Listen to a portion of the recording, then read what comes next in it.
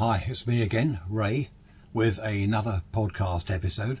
A lot of people have said to me, what did you do after school? We've heard about what you did at school in the 50s and early 60s.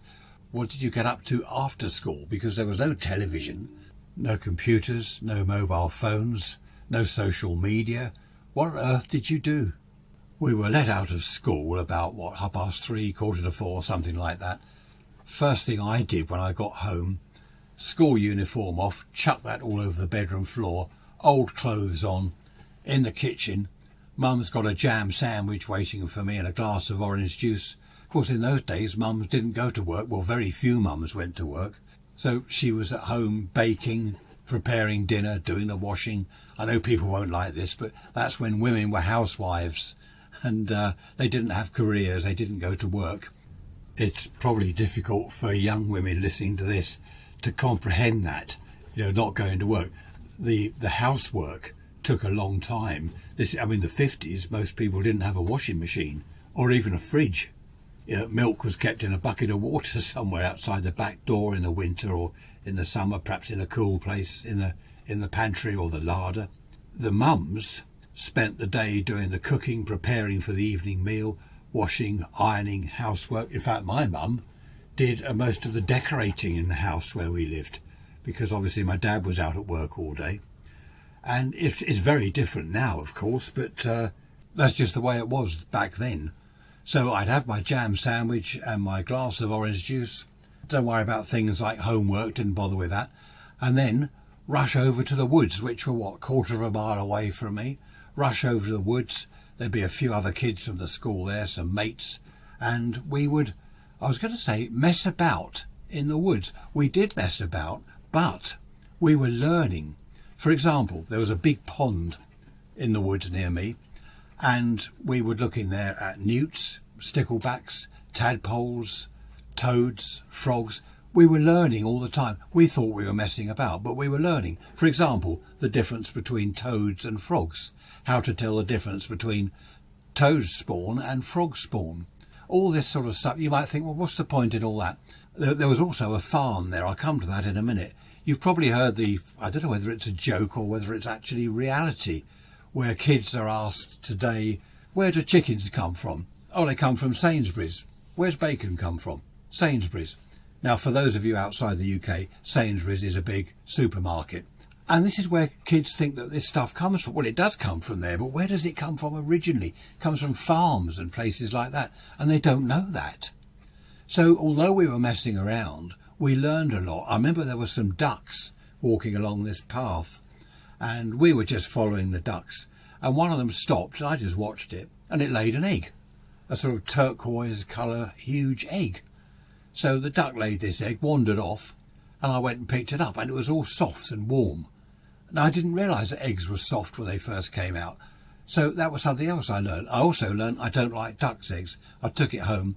My mother cooked it for me, and I didn't like it. One thing that was interesting, we were 10, 11, 12 years old, something like that. And a lot of girls used to hang around with us, in the parks, in the woods, out in the street. They were climbing trees. We grazed our knees, and so did they. Cuts and bruises. It was fantastic. They used to go scrumping with us, climbing over the wall, getting shouted at. I ought to pay tribute to the girls in those days, because someone once said to me that the girls then were the last of the free generation. I don't know were they the last of the free generation. I don't know. Mum would say to us, right, no school today, or that's the end of school, go outside and play, get back by tea time. And it didn't matter whether it was raining, snowing, whatever, you put your gear on and off you'd go. And as I say, girls were always knocking around with us, and some of them had skirts, but majority of them had jeans. I don't think they were tomboys. You've probably heard the expression tomboy. It's not that they were tomboys, they were just kids like us. And I think that actually helped me as I got into my teens, mid-teens, late teens, because I looked upon girls as mates, as friends, not kind of sexual objects as some of my friends did. I remember a chap, I went out for a drink with a couple of girls that I'd known from school, and I don't know what I was, 18. We went out for a drink. I met them in this pub, and we spent the evening, just the three of us, having a chat, and we were mates. And a friend of mine at the bar, he said, you going out with two birds? I said, no, I'm not going out with either of them. I said, we're just friends. He said, what do you mean, just friends? He couldn't understand it. We were just friends. And that had come from my days, as a kid, over the woods, in the parks, and all that sort of thing. And I think that was a good grounding, actually, a good introduction to girls. They're not just sexual objects. They are people. I remember the farm over the back of us. This is only a quarter of a mile away from where I lived. This farm over the back of us. I got to know the farmer. We all did. He didn't mind us kids mucking about. He used to say, be careful, don't climb on the machinery, don't walk through the cornfield, and trample all my corn. But he told us about field mice that came out of the cornfield, rabbits. He said, look out for rabbits. He told us things about the countryside, which was nice. I remember once there were about 6 of us, boys and girls, about 6 of us, and he came along in his tractor down this sort of track, this lane, and he had a trailer on the back, and he stopped. He said, who wants a lift? Yeah, we all clambered onto the trailer and had a great ride down this bumpy old lane. One girl fell out as he stopped. She was climbing down, and she fell out, bashed her head. Oh, that was all right. There were no tears, been a bit of blood. We thought that was cool. Oh, look, she's cut her head. That was excellent. She was proud because there's blood. And the farmer was really great. He taught us a lot, actually, and he always welcomed us. I think people, am I wrong? Have I got some sort of false memory? I think people were more friendly then. I'm sure people were far more friendly in those days. Well, that farmer certainly was. And other people, I remember going into the chemist shop. They were called chemists then. I don't know why they're pharmacies now. I got a big splinter in my hand. I went in a chemist shop, and this lady, I remember she said, yes, dear. I said, look, I got this splinter. Oh, hang on a minute. She went and got tweezers, sat me down, pulled it out and put some Dettol on it or something that it really did sting like hell. She said, look, I'm going to put a plaster on it, which she did. And that was great. Off I went. I'd been patched up by the lady in the chemist shop, and that was great. Everyone was friendly. I don't know. I'm not saying that people are unfriendly now. It's just that then people seemed far more friendly. Another thing we did after school, of course, the obvious thing, is we went scrumping. Now, for those of you who don't know what scrumping is, it's sneaking into people's orchards and eating their apples and pears. There was one not far from us, and us lot, girls as well, again, it was always the boys and the girls, clambering over this brick wall. It was about 6 or 7 feet high, this wall. Clamber over there, scraping our knees, ripping our jeans, and this chap in the orchard, oi, you lot, get out of it, because we're pinching his apples and his pears. I don't know what we did with them, because we didn't take bags or anything. I remember stuffing them in my pockets, but I don't think we could have taken that many. And someone once said, some kid nearby, he said he goes out 4:30 every day. Probably went shopping, I don't know where he went. So the next day we're over there, 4:30, sure enough, he got in his old car. It was an old Wolseley. He got in his old car, drove off. So of course we're over the wall, and we're having a right old time in his orchard. Well, it wasn't a huge orchard. There's, I don't know, a couple of dozen pear trees, a couple of dozen apple trees, and it was great. I don't think it was so much that we were taking his apples and pears. That wasn't the point. The point was we were in his orchard, and we shouldn't have been. That's where the fun was. Oh yeah, we'd have an apple and a pear to eat and perhaps put some in our pockets, but the fun was being somewhere where we shouldn't be. We had 2 or 3 parks near us, recreation grounds, where there were play areas, there were swings, roundabouts, seesaws and all this sort of stuff. All health and safety these days would have had a fit. There's these kind of merry-go-round things that were lethal, and you got all us kids hanging off this thing, flying round and round. Yeah, we'd run round and round to get it really moving, then leap aboard, holding on to the metal bars for dear life, and this thing was flying round, and the centre post, as it's swinging so much, it's hitting the centre post. I think they were called merry-go-rounds, I can't remember. And of course there's all these kids hanging off it, and they're like legs sticking out, they're holding on, and their bodies are sort of horizontal as this thing is flying round. 1 or 2 of us came off, I think all of us did at some stage, and again, cuts, bruises, ripped clothes. It was just a great time. was a fantastic time. And on the swings, of course, who could go the highest? I mean, I remember swinging so high that as you get right up to the top, the chains that the swing was on, the chains go loose. And you're kind of in mid-air and, I don't know, then it would come down again and the chains would clonk. And also jumping off. Who can jump off when the swing is at the highest? So you go really, really high, and then as you go forwards, up in the air, you then jump off. And you're probably jumping down about, 15 feet or more. Never any broken bones, so I don't know how we all escaped serious injury. Was one friend of mine, he broke his arm. He borrowed my bike. We were over the woods, he borrowed my bike, fell off because he wasn't used to it, and broke his arm. So, he did have a few tears. We were about 10 years old. We got back to his house. I went back with him. And his mother said, "What have you done?" He said, "I broke my arm." "Oh, God," she said. "Oh, here we go. Right, hospital." Of course, at that stage, he was also laughing. He was in great pain, but he was also laughing. We weren't, what's the term these days? Snowflakes. We weren't snowflakes. We were growing up. We were rugged. We were robust kids. There are also climbing frames like tubular, metal tubular frames that went up ever so high, 15, even more. I think 20 feet we found one, must have been 20 feet up. And you got all these kids climbing higher and higher, standing on the top. No safety at all. As I say, health and safety these days, if they saw all that, would have an absolute fit. I was surprised that there weren't serious injuries, because we did fall off. We did bash our heads on the bars as we came down. Another thing that I remember very much, as I got a little bit older, as we were sort of 13, 14, something like that, we didn't go on the kids' swings and climbing frames, but we'd go to the chip shop and we'd share our money. If someone didn't have enough money, and we'd get, a tanner's worth of chips. A tanner was sixpence. And there'd be a crowd of us, perhaps 6, 7, 8 of us. We'd go over to the chip shop, buy a load of chips. It was only chips we bought, nothing else. Didn't want fish and all that. We'd buy all these chips and then go over the woods, which was opposite the chip shop. If anyone knows the area, it was Limbrick Corner and Limbrick Copse, just outside Worthing, Limbrick. We'd go over the woods with our chips and we'd all sit over there. And of course, by that sort of age, 14-ish, we're having a cigarette and choking as well, because we couldn't do it properly. We're all choking and coughing and spluttering. But we thought we looked good in front of each other having these cigarettes.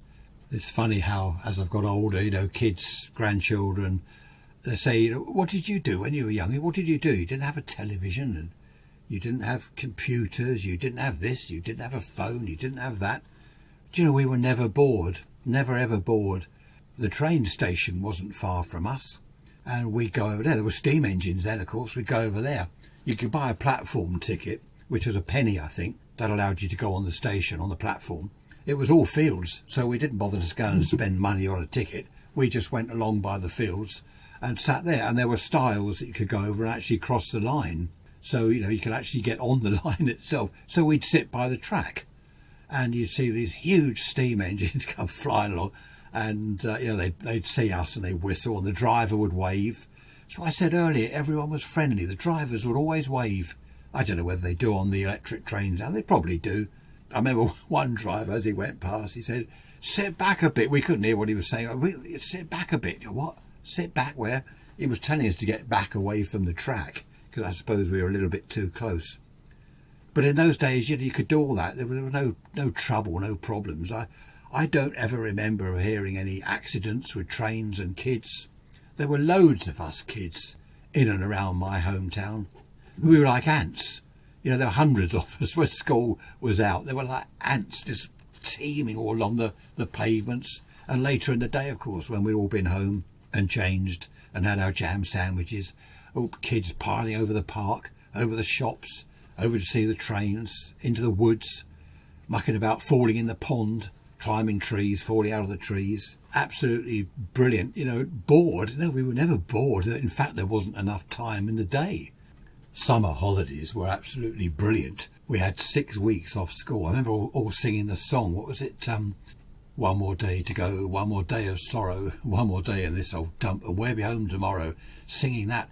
And then, of course, that's it. You get home on that afternoon and the school holiday starts. 6 weeks. It was just bliss. I know people say, oh, you don't remember things properly from the old days, but it seemed that the summer times then were hot. It didn't rain, but I'm sure it did. But you don't remember the rain, you just remember the long hot summers, and the winters were proper winters. Proper snow and cold and ice.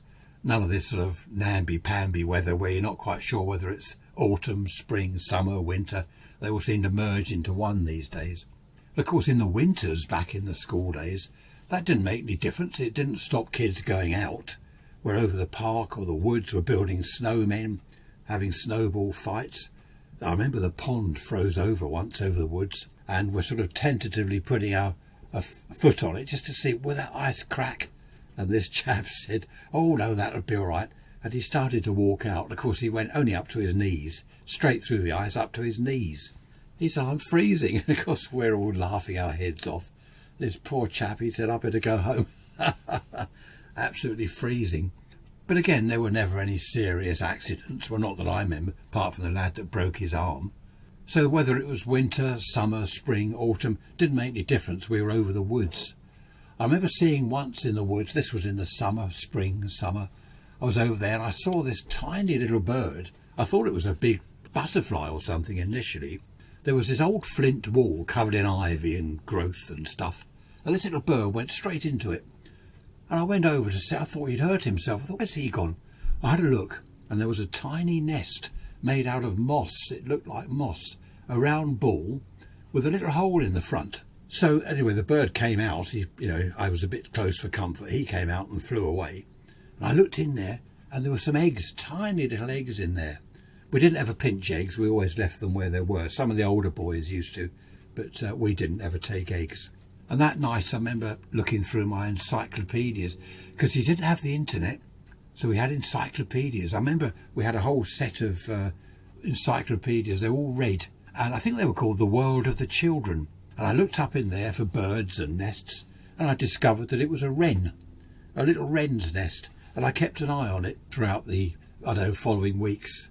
And there were little chicks in there, and they're all sort of squawking away and stuff. And I didn't ever poke it around or go too near, but to have a quick look. And of course, the day came when they all left the nest, they all flew off. And that was interesting. So again, I was learning. We weren't just messing around in the woods, I was learning. I saw a chap, he had an axe, and it looked like he was chopping a tree down. We went over to him and we said, why are you chopping that tree down? He said, I'm not. He said, you see this ivy growing up the side? He said, that'll kill the tree eventually. He said, what I do is I come over here every now and then. He lived over near us somewhere.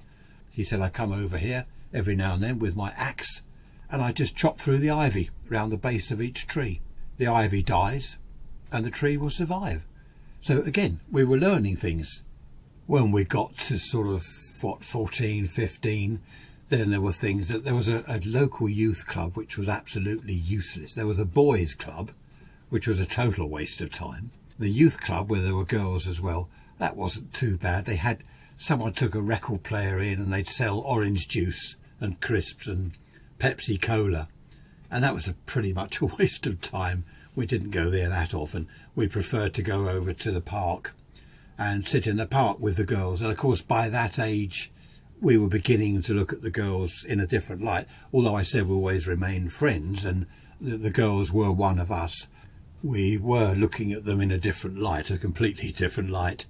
So it was learning. We were, perhaps going out with the odd girl, perhaps sneaking off on our own somewhere, perhaps over to the farm on a summer's evening, sit in the cornfield where we weren't allowed to be, and we learnt things then about each other, which I won't go into. But obviously at that age we were still at school, so we were still learning and we were still having fun, although the fun was changing. Having said that, we still, even at 14, 15 years old, we still used to go over and watch the trains, sit by the track, have a cigarette, because again, we thought that was a big thing to do. I think I started smoking when I was 15 when I started. That was a mistake. I smoked for 42 years. I've given it up now. I gave it up years ago, but 42 years of pretty heavy smoking. All started really by sitting by the railway line with my friends, watching the steam engines go by, having a cigarette because I thought it looked big. So if there's any youngsters listening, take a tip from me. It's not big. Making yourself ill and getting cancer is not clever at all. I was very lucky, but I do know one or two people that did die. They got cancer in the end, lung cancer. I was lucky. I didn't even get, emphysema? I got away really lightly. They reckon I've got COPD, which is some lung thing. But, I don't cough, I don't splutter, I don't get out of breath. I got away with that very, very lightly. So that's it, really. They were the after-school days. Don't get me wrong, when people say, oh, we used to climb trees, all kids do these days, is sit in front of screens. We didn't just climb trees.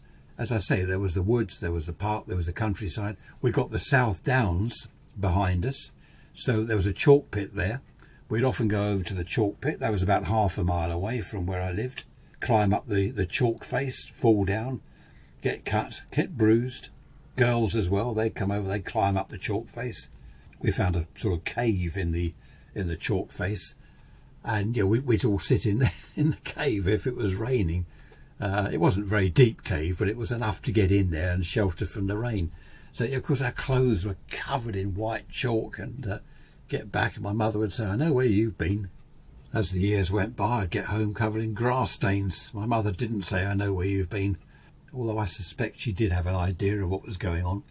So they were happy days, really happy days. I don't know about kids these days. As I've said, they all seem to be sitting in front of screens or on their phones, but I'm sure that lots of them have activities. I know that my grandchildren, for example, they go swimming, they go climbing, ape something or other in the woods, they hang off ropes and zip wires. They're always doing things. Yes, they've got their phones and their iPads as well, but they are physically very active, always out doing something, which is good. The beach was only about a mile away from my house, but I didn't like the beach much. I preferred the country. Used to go down there sometimes, have a sort of muck about in the sea, take our trunks down and stuff. But I don't know, it wasn't my thing, the beach. It was too hot in the summer, too many people crowding down there, whereas the woods, it was just us kids and the animals. There we are. That's a little bit of reminiscing for you. Hope you enjoyed the podcast episode. Look out for the next one. There'll be another one next Sunday. Thanks for listening. As always, take care. Bye-bye.